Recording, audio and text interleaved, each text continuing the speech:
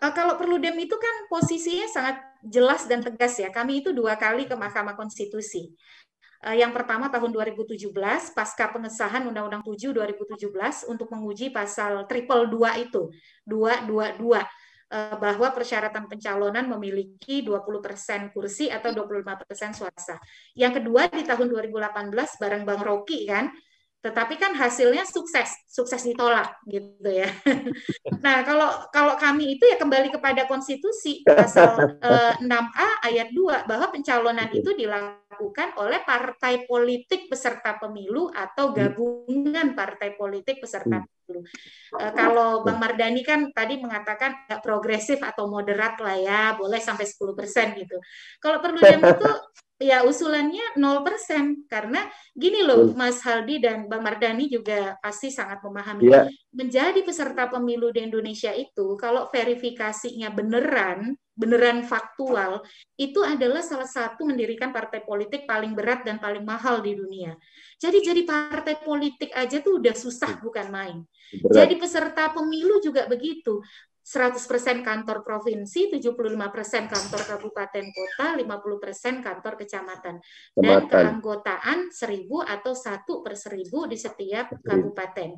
Itu kan persyaratan yang kalau kata risetnya Marcin Waleczki itu butuh sekitar 10 sampai 15 juta US dollar untuk mendirikan partai politik di Indonesia.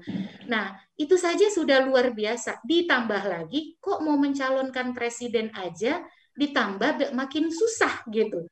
Jadi ini nih benar-benar overkill aturan kita itu mendirikan partai susah, mencalonkan calon presiden di pilpres Lebih juga susah. susah.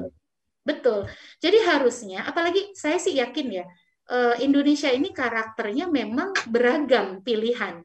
Jadi ketika pilihan itu diberi terbatas seperti 2019 lalu, itu mahal sekali harganya buat kita. Gak usah jauh-jauh. Ada kejadian A sama KPU, itu pasti dihubungkan dengan pemilu 2019. Ada kejadian B sama ini pasti dihubungkan dengan pemilu 2019. Jadi kita itu tidak beranjak dari apa ya, mungkin trauma atau kemarahan masa lalu yang terus terbawa sampai sekarang. Nggak cocok kita itu dengan hanya terbatas pilihan. Apalagi 2024 itu kan tidak ada lagi petahana ya, harusnya jadi peluang bagi figur-figur terbaik daerah untuk dimunculkan dan dipilih oleh publik. Begitu Bang Haldi, dan saya harap sebenarnya RUU Pemilu ini jadi tarung argumen, tarung gagasan untuk hal-hal yang Betul. seperti itu gitu. Karena kita kan udah nggak punya Ya, beban lagi nih, petahana udah nggak ada gitu. Bisa betul. bisa melangkah ke pengaturan pemilu yang betul-betul bisa berkualitas lah kalau kalau bahasa idealnya begitu.